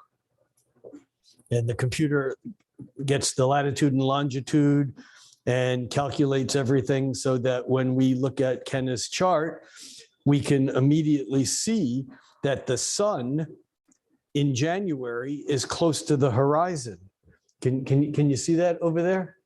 That this is the horizon and that the east and west are flipped because if you're looking up, it's backwards. And so the sun is just setting on what we call the descendant, just going down beneath the horizon at just about 5 o'clock in the afternoon in the winter. So when I look at a chart, there's a lot of places that one can start. I train my students to basically look at a chart and to see what jumps out at you. And whatever it is that jumps out with you, start there. And this is a good news, bad news kind of technique, because sometimes you see what jumps out at you, but you miss something that may be more important, but you get there. Now, when I looked at this chart, 4 things jumped out at me simultaneously. All right, one of them is that you were born, do you know that you were born the day after a new moon? And the reason I know that is because the moon moves faster than the sun. And the moon is about 12 degrees away from the sun because the sun at 0, the moon is at 12. The moon actually moves 1 degree every 2 hours, which means that in 12, to move 12 degrees, the moon actually would have taken about 24 hours. So we know that Kenna was born the day after a new moon, which has its own sense of the beginning of a new cycle of creation. Technically, even though this is not a new moon, we still astrologically call this a new moon because the moon is new. It's growing. It's just beginning to find its place. But what's more intriguing to me is the fact that the moon was lined up with Venus and actually kind of close to Chiron. We talked about Venus and Chiron this month. We lined up also with Jupiter, so this is a little bit different, but there's still that Venus-Chiron connection, which is the emotional, the feelings, the moon, the way Kenna acts or reacts, I think is a better word, is in some ways tied to the pleasure-seeking Venus, the Venus, which is the artist, which is that which is about beauty and or love. But in Aquarius, Venus is kind of weird. Because Aquarius is not about a human. Remember, I said earlier with Pluto moving into Aquarius, Aquarius is about humanity. Aquarius, with Venus and the moon in Aquarius, it's like Kenna loves humanity. It's the humans that suck. Let the record reflect that she's nodding her head like this. It's in a way Venus in Aquarius. Aquarius is the water bearer, but it's an air sign. It's dry. It has water in it because water is needed to conduct emotions, in effect, or electricity. But Venus and the moon in Aquarius, again, it's like love, but without wet. Give me love without moisture. Give me love without the complication of emotions. Now, there are some things in your chart that contradict that, but that in itself is a piece. And it also is lined up with Chiron, so we can assume, whether it's true or not, we can assume until you tell us otherwise, that there is probably something that ties that, since that Venus is retrograde, it's very strong, and it ties that to Chiron, the wounded healer, that there's something that we're not going to ask you to share with us. But again, Kenna's going, as if there's something there that is an important piece that feeds this whole dynamic. And here's the clunker. Is that a saying? Here's the punchline is that all of these planets are opposite Uranus. And remember, Uranus is the wild card. It's the crazy planet. So we know that Kenna is crazier than she might seem, because she has a Cancer rising, and Cancer rising is remember, Cancer is the home in the boundaries. It's in a way, there's a shyness. There's a sense of Kenna is really good at using her personality to hold people back in a way so that she doesn't have to tell everyone how crazy she is. But we know. In a way, it's Harry Potter's invisibility cloak. Its emotions are in some way, even though when I look at you, I can see the Aquarius energy that is kind of, edgy or new or different in some way, that when you interact with people, they get the softer, smushier side of you until they know you, and then they get to see the spikes or the barbs or whatever. So that's one piece. And there's a lot of Aquarius energy here. So we know that, Kenna doesn't necessarily play with the same deck of cards that you and I have. On the other hand, we have Saturn and Mars lined up in the same place. Remember, we talked about Saturn and Mars earlier. They're the bad guys. They're the badasses. They're the malefics. Doesn't mean that they're bad. What it means is that they're sometimes tough to deal with. And Mars, you can think of as the gas pedal, the accelerator, and Saturn, you can think of as the brake pedal. And Kenna has the planets of yes and no, the gas and the brake, the planet of do it and don't do it at the same place. What does that mean? It means that until Kenna grew up enough to learn how to manage her chart, that for some reason, every time she put down the gas pedal, the brake pedal would go down too. It would be like the faster she would go, the slower it would go. There was something about that yes, no thing. It's the, all right, I'm going to do it. Oh, shoot, I shouldn't have done it. All right, I'm not going to do it next time. I didn't do it. Damn, I should have done it. It's that kind of frustration of the difficulty of managing the idea of what you see as possible. And yes, let's go there. Let's do it. And then the needing to slow it down because of how fast you want to get there and do it right now. Yeah, does that make sense to you a little bit? Running through mud. Running through mud. Yeah, that would work. That would work. But of course, that develops one's muscles. The other thing that I see, so we have that Aquarius pile up. We have the Saturn and Mars alignment in Sagittarius. And then we have an alignment that is about an every 13, maybe 14-year alignment. That's Jupiter, the faster planet, catching up with Neptune. Now, Jupiter and Neptune, I think, are the same planet. But it's like Jupiter, like Neptune is Jupiter in drag. Jupiter is expansive, but Jupiter can only expand up to Saturn because Jupiter is inside the orbit of Saturn. So Saturn is the rule. Jupiter is philosophy, big ideas. It's higher education. It's learning about things, but we have to learn it within the structure Saturn. Jupiter is like blowing up a balloon.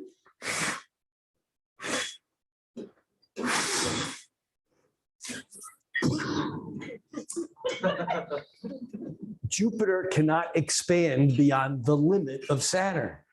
So Jupiter has to be careful not to overextend or overexpand. Neptune is outside the orbit of Saturn, and so Neptune gets to expand indefinitely. It's the difference between philosophy and dreams. Because Neptune doesn't need to answer to Saturn. It's already escaped reality. And so, in a way, I like to say Neptune is Jupiter when dad has left, when there's no rules. But in your chart with Jupiter and Neptune aligned, and you can see all the colored lines coming out of it in different directions. This is an important part of your chart, and it's in watery Scorpio, which is very different than the airy Gemini or the fiery Mars, Saturn, and Sagittarius.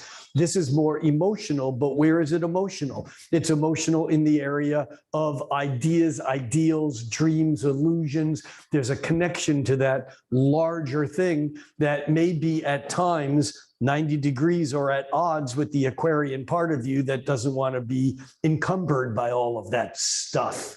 But you are, and you deal with it all the time.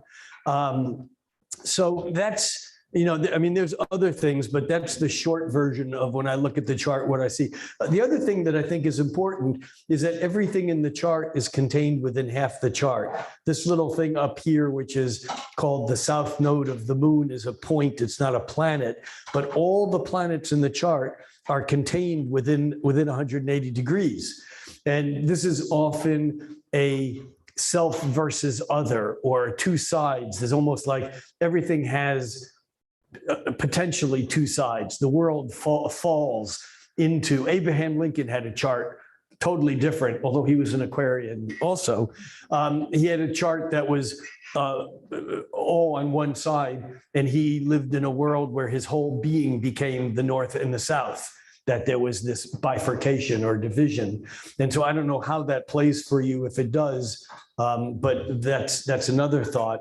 But most of the planets in your chart are below the horizon, and yet the sun and the moon, the two arguably most important ones, are out there being seen. So below the horizon is private. It's like, under the covers or behind the wall. And yet the Aquarian part of you actually is seen. And I think it's interesting because the dilemma here of that hot, cold, yes, no, do it, don't do it, go, don't go, is in some way tied to the, I want to be seen. I want people to know how I feel. I don't want to be seen. I don't want anyone to know how I feel. All at the same time. So what do you have to say to us? Anything? It sounds pretty accurate. And- So my north node is down there with you. Yes, yeah, the North Node is also, and the nodes are tied to, you kind of can think of them maybe as a little bit less physical, but more of kind of the tying into our karma, our soul's purpose, our life, whatever. It's a little bit harder to put a nail on exactly that in a sentence or two. However, if we look at where the planets are now, the first thing that one would notice is that Pluto is now moving for its first time in 250 years from Capricorn into Aquarius, lining up with Kenna's sun. And we'll need Kenna to come back, if not every month, but at least maybe in 3 or 4 or 6 months to tell us what the hell's going on. Because Pluto lining up with your sun only happens once every 3 or 4 lifetimes, because it takes Pluto 250 years to go around once. So we don't, all of us won't necessarily get that. I will never experience that. But that is a very, very powerful deep dive. And in some ways, there's been foreshadowing on that, because faster moving Saturn has already come from Capricorn into Aquarius right around Christmas time of 2020. Right around in there, it bumped into Aquarius, and then it went back into Capricorn and then back into Aquarius in early first part of 2021. And so one might guess that during that period of time, there may have been some difficult situations that you had to deal with. They weren't necessarily things that you asked for, but there they were. And in some ways, I would suggest that you're dealing with that and continuing as Saturn moved on through Aquarius for the last year and a half or two, that Saturn then would have lined up with your moon and with your Venus and opposed your Uranus, that this would have been some difficulty. And it's in the 7th house, so one might guess that it was relationship oriented, and yet there was some real tough stuff to deal with. But one would suggest also that if you faced that music and dealt with it, as Pluto comes through, it's just going to be like Roto-Rooter cleaning out the pipes. The toilet already flushed. Did that make sense? Makes perfect sense. I love it. Not just sense, perfect sense. Okay. Anything you want to add, subtract, divide, multiply, say? You're a tough, by the way, this is a Cancer rising. A Cancer rising, it's like, were you going to say something? No. Yeah, did you feel something? No, I'm okay. I kind of said that earlier. And I'm not saying that to make fun of you. I'm saying that because that Cancer rising is a really good shield that protects you from having to deal with people who think they know who you are. Now, do you want to tell us the truth? No. No. You're awesome. Huh? You can't handle. Yeah, we can't handle the truth. Is that a Tom Cruise line? I could. It would be not a comfortable thing for people to do. Okay, I get it. And I actually probably get it more than you think I do. So thank you for sharing what you didn't share. All right, next we have Laura. Is that Laura or Laara? It looks like 2 A's. Is that a Danish? Huh? It's numerological. But it's Laura, but with 2 A's. Yeah. I love it. And it's not Danish. No. Okay. Or Finnish, I think, does that double A thing too. All right, Lara. All right, we're going to go.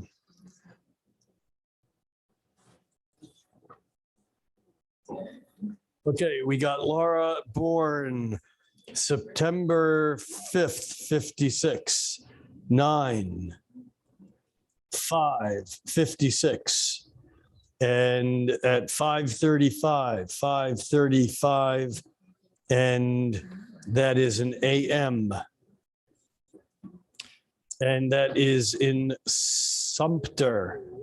That sounds Civil War-ish. Sumter. Is there a P in there? No P. No P. Sumter. Sumter. And that would be South Carolina. Was there some major Civil War thing there that you know of?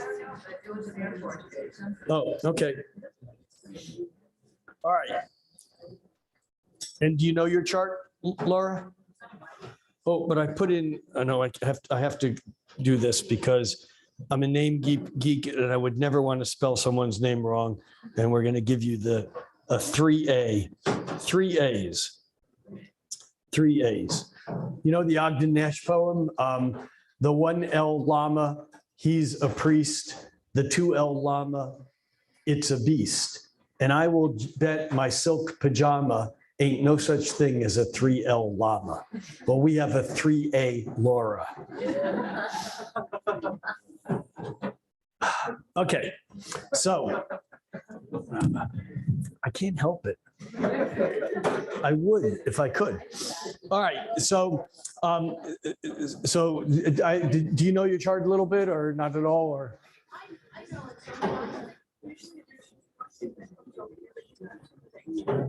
But it is September 5th, 56, 5:35 a.m.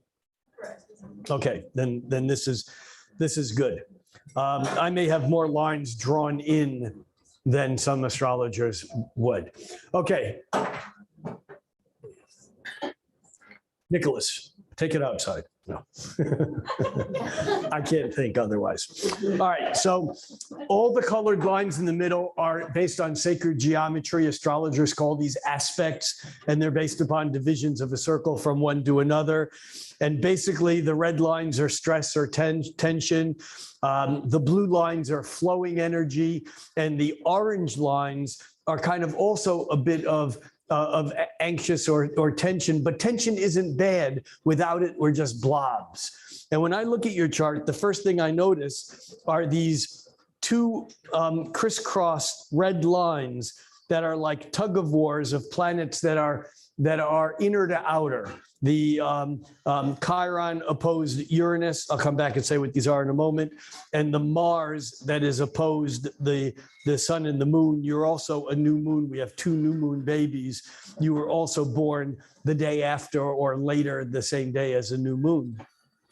But with Mars opposed it, it's almost like you find yourself in relationships where there's either anger that comes at you for a reason that you don't know why, or people get angry at you, I don't know if they do, or that you have anger that sometimes isn't easy to express and it comes out in kind of misdirected ways maybe, or maybe it's just about the need to set boundaries, because with all that energy in Virgo, the sun, the moon, and Jupiter, and a Virgo rising or Virgo ascendant, I mean, you're basically someone who has a handle on what the truth is, whatever that means.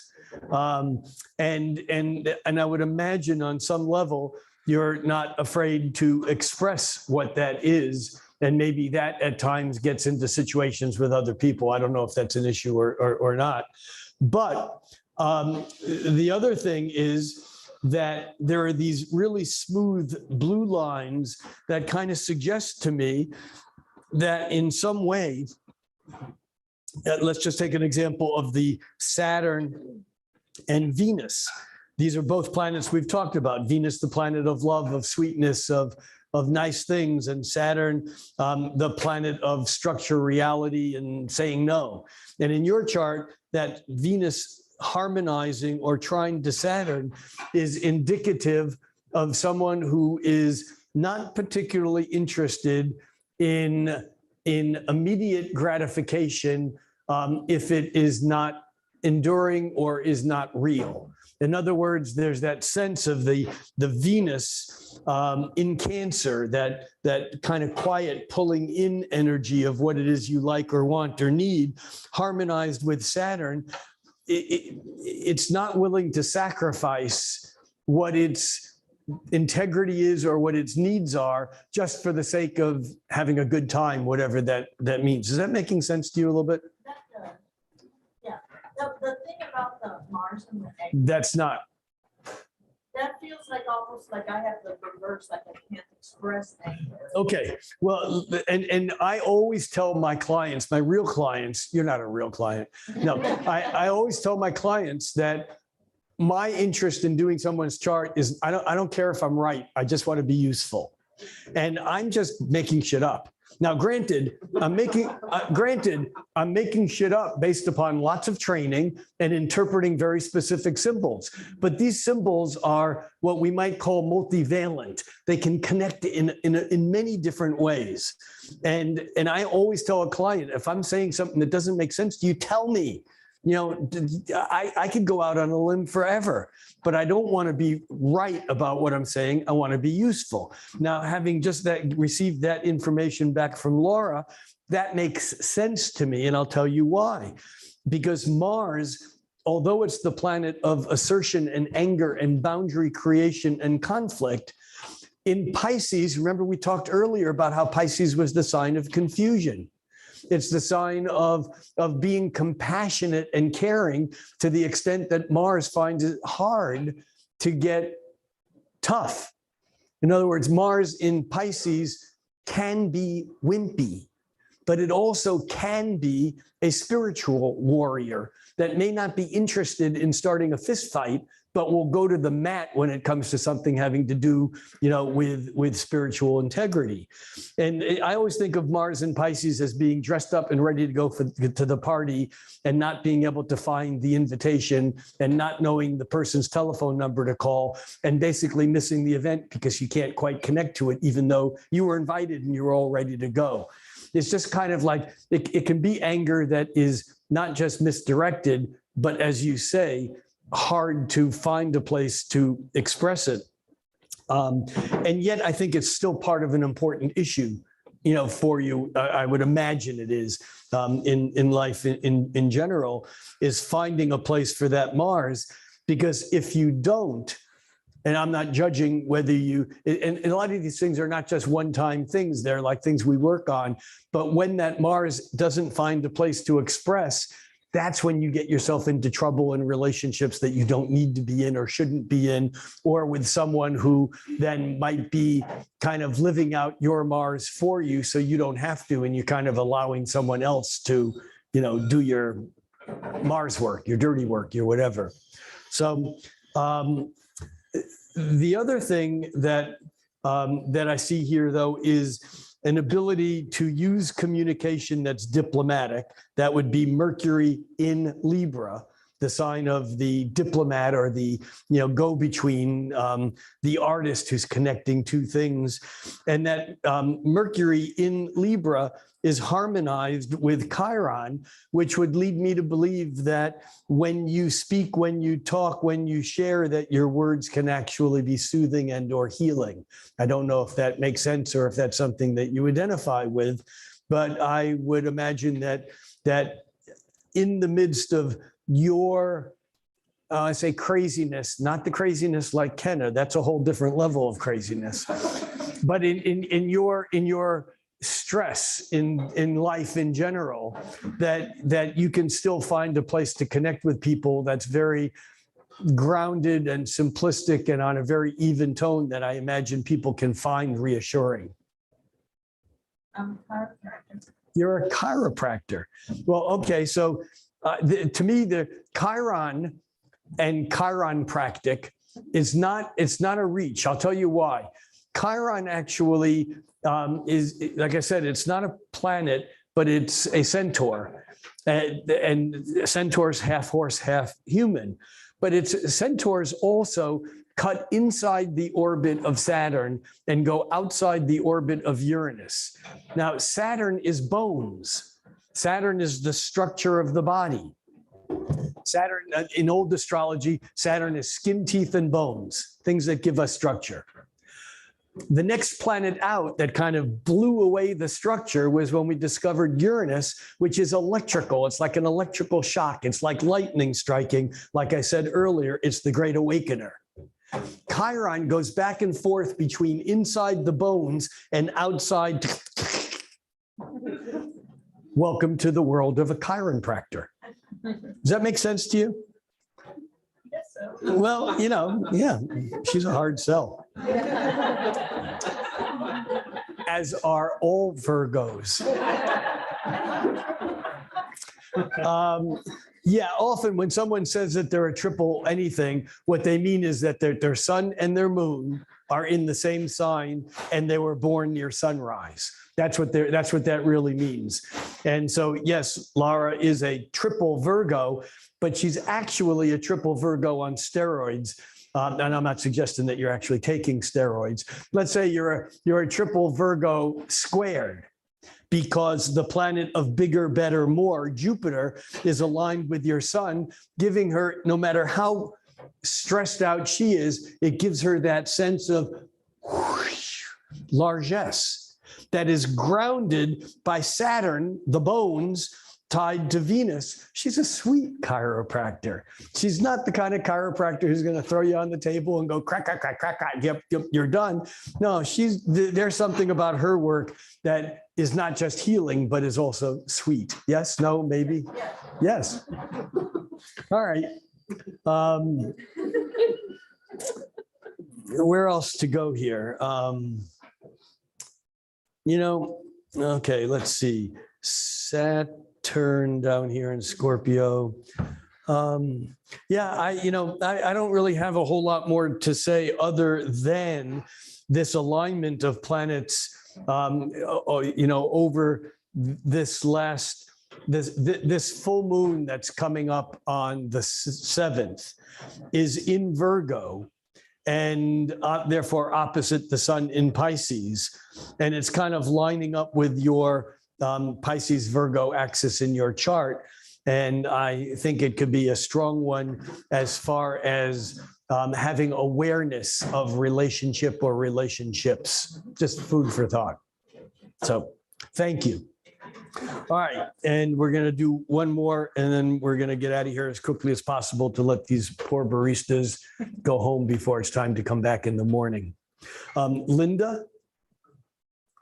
Yeah, Linda. Okay. Linda with a thick black pen. I had to borrow it.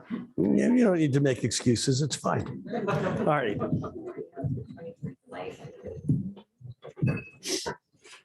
Okay, so.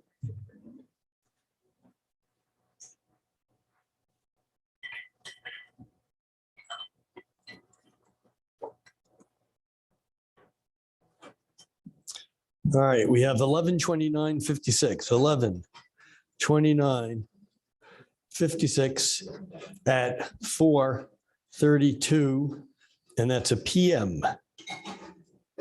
And that's in the land of Portland.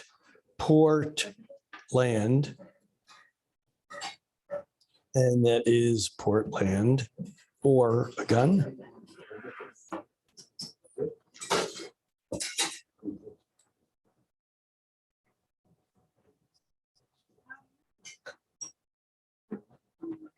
Okay. Linda. Instead of a new moon chart, we have an old moon chart. In other words, you were born a couple of days before the new moon, which is as old a moon as it gets. It's called the balsamic moon. It's coming toward the dark of the moon, which is the new moon.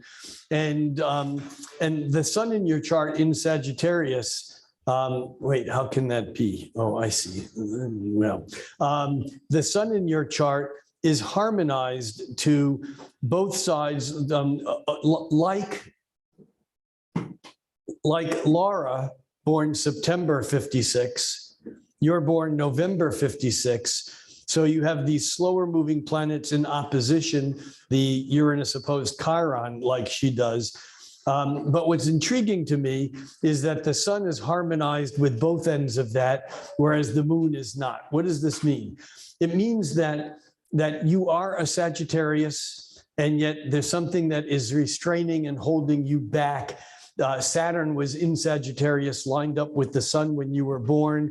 And so the idea that Sagittarians are, this is freedom of thought, the idea of the adventurer, the idea Sagittarius people is like, do you want to? And they'll go, yes. Well, I haven't told you what we're going to do. It's like, doesn't matter, I want to. There's some sense that Sagittarius ready to take the next adventure, and yet Linda is not. Linda needs to know what the information is, what the dates are, who's going, and because Saturn, the planet of the rules and boundaries and structure, is lined up with, you can see that here, Saturn is lined up with just within 2 degrees of the sun. And so even though she is a Sagittarius, she basically is going to do Sagittarian things with more stability and follow through than the typical Sagittarius. Whether you're a teacher or a traveler of some sort, or something to do with things that expand beyond the present place, which is all Sagittarian type stuff. But here's the intriguing thing is that energy, even though it has restraint, Saturn, flows in your chart. Whereas the energy of these planets clustered in Scorpio, which is more about the intensity and the passion, it's not what you show on the surface. It's not even what drives you, but it's sometimes how you feel. You likely feel. Whenever I say you do this, I don't know that. I mean, I'm looking at the chart, and the energy would suggest that you might feel more deeply, more intensely, more volatilely than you act on the outside.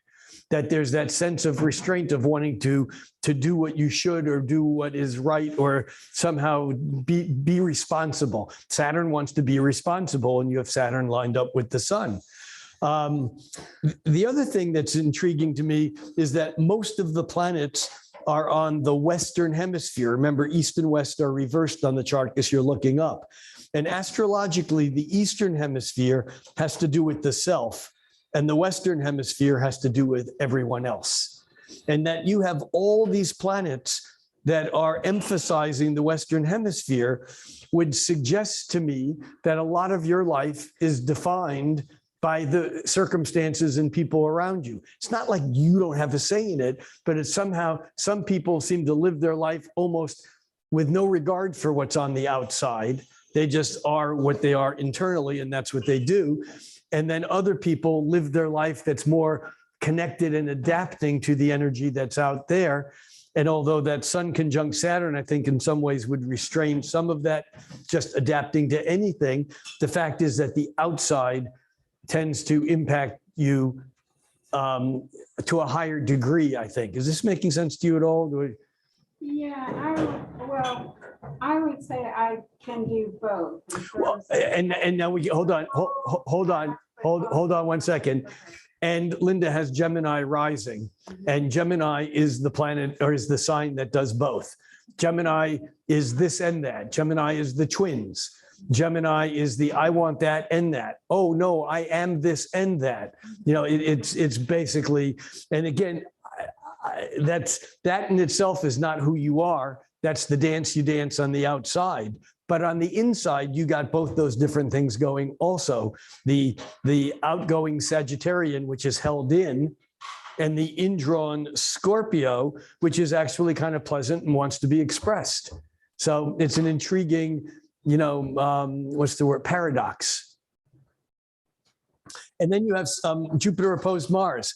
And, I would say that Jupiter opposed Mars can be over exuberant when the energy is there. In other words, when you get fired up about something, this becomes like, it can be competitive. It can be, I see the Jupiter Mars thing, because again, Mars is conflict and it's physical. And you see it not only in the Mars emphasized in the charts of soldiers, but also in the charts of anyone who does any sort of competitive sport, because that's part of what Mars is. And it's opposed Jupiter, and Jupiter is expanding it. So I don't know how or where that fits into your life. It doesn't have to be physical. Again, it's Mars in Pisces, as was Linda's. And sometimes that Mars in Pisces kind of is just dampened. It doesn't quite have the fire. You know, it's almost like the inspiration is there, the drive is there, but sometimes it's hard to get enough heat onto the fire to burn off the water so that you actually can swing into action. Yeah, that makes sense. All right, I should stop there. So if something makes sense, that's always a good place to stop.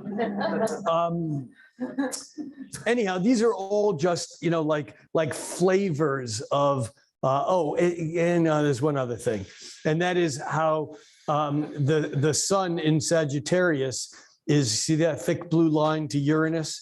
There's also a part of you that the stable, self-restraining piece of you with the big ideas in Sagittarius, harmonized with Uranus, almost suggests that you can be with a pack of your friends and watch them all run off the cliff, and you're the one that stands at the top of the cliff and is still safe. There's something about your chart that has the ability to kind of have one foot in the danger realm, in the adventure, in the reckless, and one foot in the stable, in the solid, it's like you're the one that's not going to take the curve too fast where everyone else will go off the road. And yet you'll take it as fast as you can and still be safe, because that Uranus kind of wants a little bit of that adrenaline. It wants a little bit of that excitement, but you have like a built-in governor or governess, if that would make sense. Yes, no, maybe, yeah.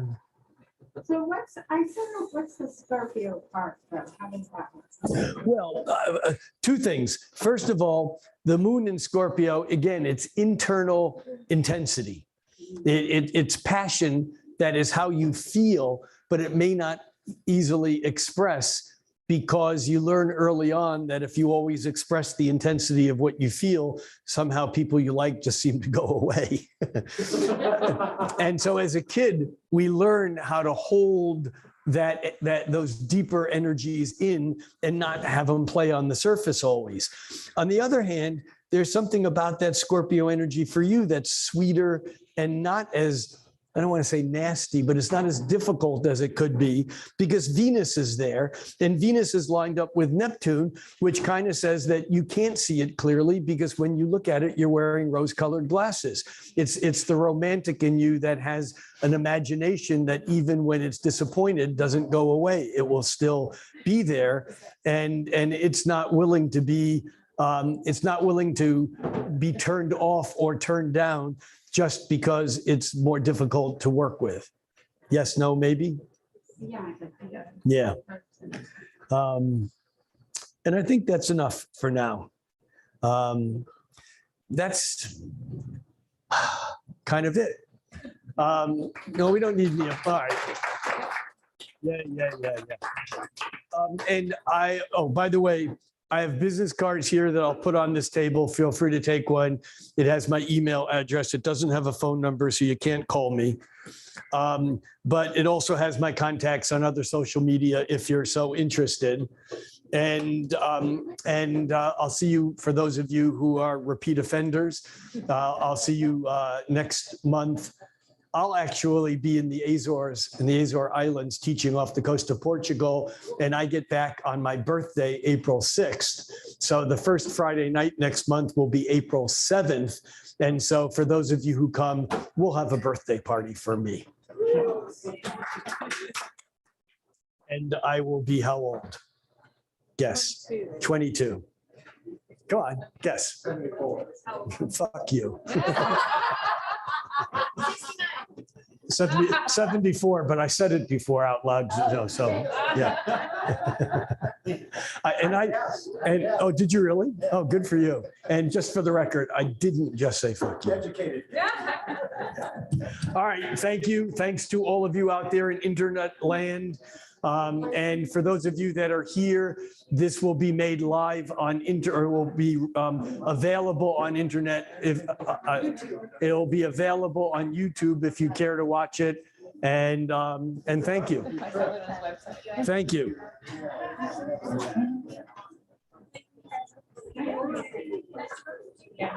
What are we doing? Stop the stream. Stop the stream, he says. That's right. Why did the chicken cross the stream? To get to YouTube. Oh, that was terrible. That's happening. Yeah, thank you. It was good. We're trying to stop the stream.